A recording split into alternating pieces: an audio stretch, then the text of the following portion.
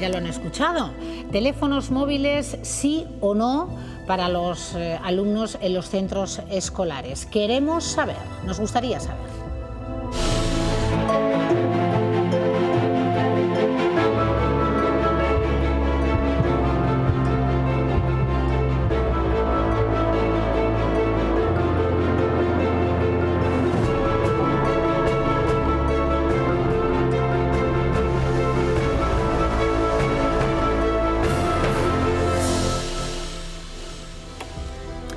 Pues queremos saber, y para ello hemos invitado a David Cortejoso, que es psicólogo, experto en adicciones para los jóvenes, tecnológicas.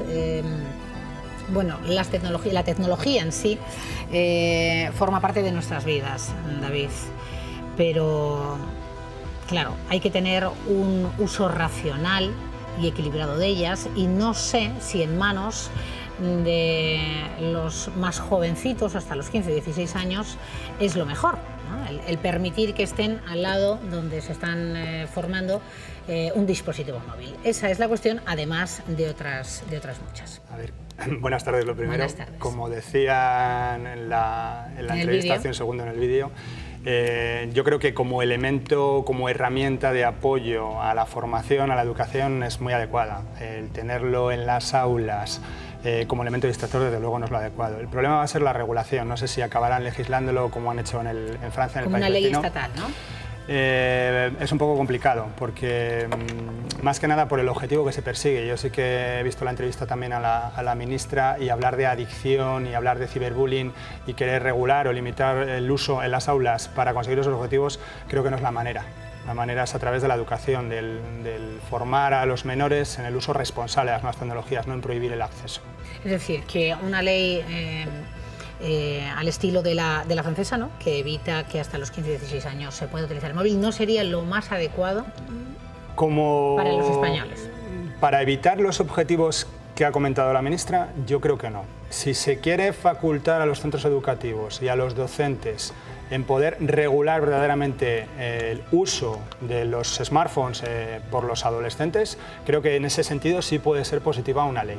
Pero si como único objetivo se persigue limitar el ciberbullying, evitar que se produzcan otros temas como el abuso de las nuevas tecnologías, no se va a conseguir, porque todo eso se produce fuera del aula. A ver, David, que tengan una mayor concentración cuando se les están impartiendo en horas lectivas, quiero decir, tiene mucho de sentido común, ¿no? Sí, sí, eso es evidente. Lo que pasa, como te comentaba, es decir, el intentar evitar una adicción o un abuso, un ciberbullying que se puede producir fuera del horario escolar, en los descansos, cuando van al baño, en su casa, por la noche cuando están...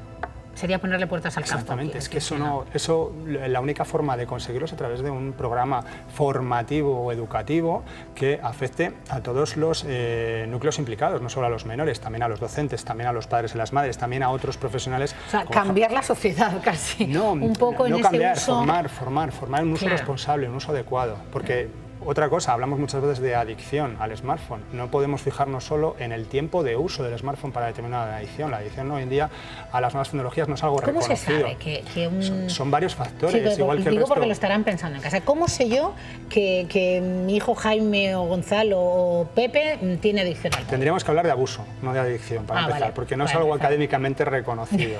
Aunque sí que es verdad que tenemos mucha sintomatología y casos que empieza... Lo digo porque ahora la propia OMS ha reconocido el uso empieza a hablarse de ello, empieza a meterse en determinados apartados en los manuales de diagnóstico, pero todavía no está como tal.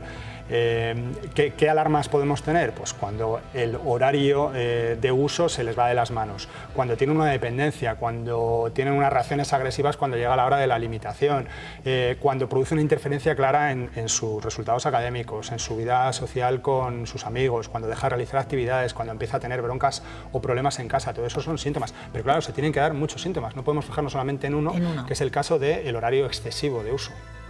Bueno, ¿y cómo acometerlo?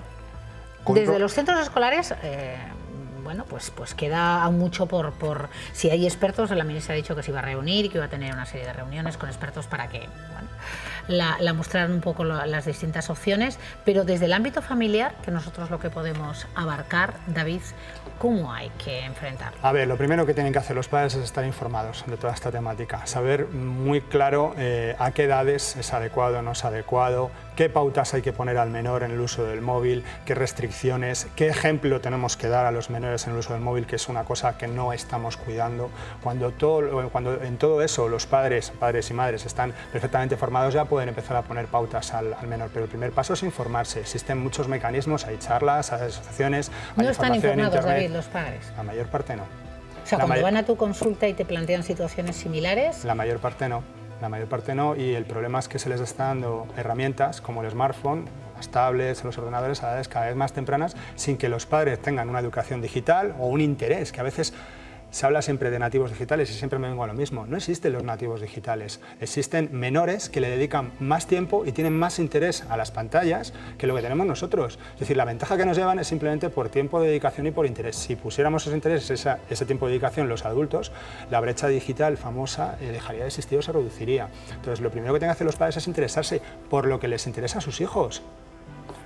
A mis hijos les interesan ahora mismo los videojuegos, me tendré que enterar de qué videojuegos quieren jugar, de cuáles son los problemas de esos videojuegos, por qué no jugar a los videojuegos con ese menor. Tienen que ponerse un poco en la situación del menor y en sus intereses para poder protegerle, para poder prevenirle y para poder educarle en un uso racional de esas tecnologías. ¿Con eso se solventaría? ¿O el niño o la niña entendería lo que le están diciendo sus padres? Si bajamos a ese nivel. ¿Con eso se solventaría? No, porque se haría bastante. Lo que pasa es que, es como te comentaba, se necesita formar a muchos núcleos diferentes de población. Es decir, los docentes son otro palo que, por desgracia, no están formados en el uso de las nuevas tecnologías, en los peligros, en el uso responsable, en cuál es la manera de protegerse ante esos peligros. Alguien les tiene que formar y ellos lo están reclamando.